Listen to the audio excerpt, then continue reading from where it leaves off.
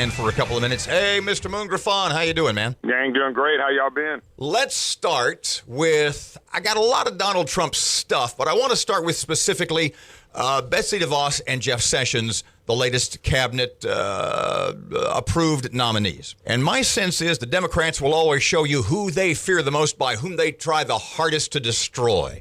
You tell me, why were these two in the Democrat crosshairs? I just don't think it's going to be those two. I think it's going to be just about every appointee that Trump makes. If you look at the early ones, they only got 56, 55 votes. Education, you got unions that have backed the Democrats for so long.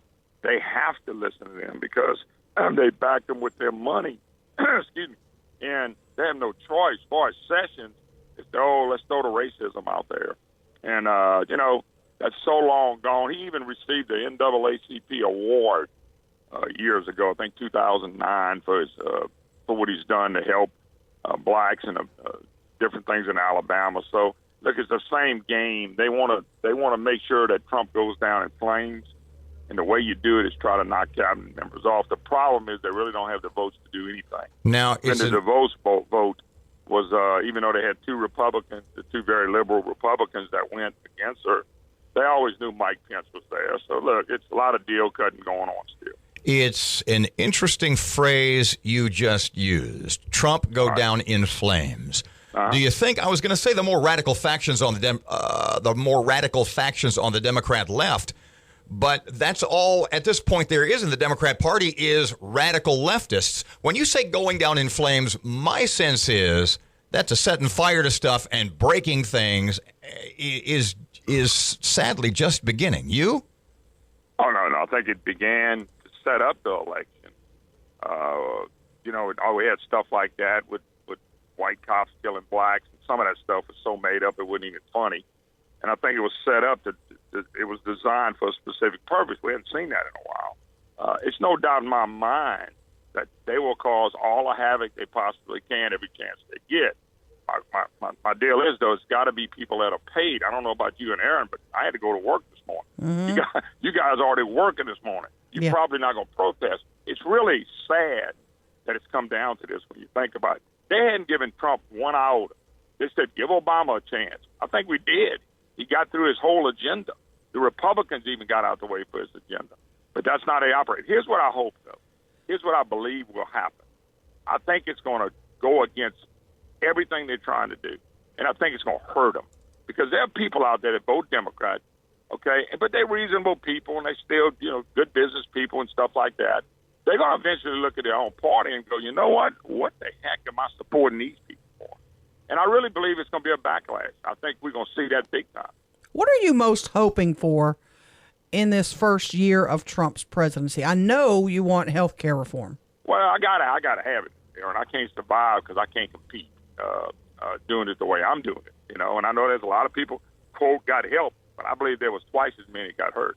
And that's not a good idea. But the Supreme Court justice will be a big deal. I think he's going to have to come through with the border, and I think he's going to have to start building a wall.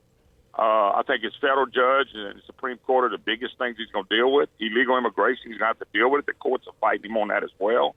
I think tax cuts in a way that will spur the economy where people can start going back to work. Let me ask you this, Moon. Depending on the check. Are you concerned or worried, or I'll even use the word scared, about any realm of what Donald Trump might do? No. Nothing. Not at all, because I just don't think he's going to do anything. It's crazy. Erin, how they always predict these things are going to happen, and there may be trouble at the inauguration. I just don't see that. I don't see that at all. I'm not as concerned about it. Some people are. I'm not. I just don't think. Look, there's a lot of checks and balances in government. There's a lot of checks and balances, and I think that goes for Democrat or Republican. And I just don't see him doing anything crazy like that.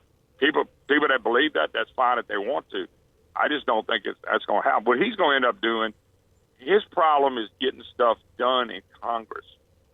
You got a lot of weak Republicans, and I mean really weak Republicans, that are more worried about re-election in 2 years. And, Erin, you brought up health care. That's a great example. You know why they hadn't jumped up and done something already? It's because they're scared to death when they take ownership of it. Because once they get out of Obamacare, it won't be on Obama. It'll be on us.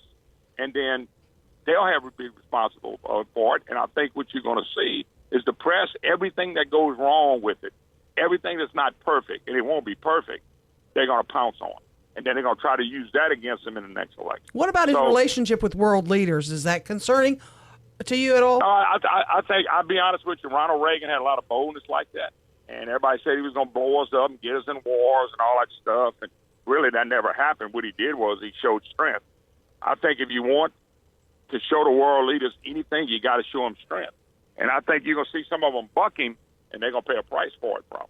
The plan is, and I know you and I see eye to eye on this, it's an eternal plan for as long as Trump's in the White House to delegitimize him, to call him crazy, to make people think that he's not the real president, he's not my president. And the biggest problem I think he's going to have is that the traditional media, the leftist networks, they're going to be carrying that water for the Democrat Party again. Well, but in all fairness, let's look at this thing. That's what they've been doing anyway, and it didn't work. It didn't help them. Not one nominee has been kicked back yet. I mean, it's not working. That's a slower process. They're going to slow down some things, no doubt about it. I think people are going to see Democrats for who they are, the obstruction. They've always been obstruction. And they want to keep things the same. They want to keep inner cities just as poor and just as uneducated. They want to keep us believing that man-made global warming, if we'll do what they say, we'll stop hurricanes. All that stuff is lies. I just never seen people that lie like these people do.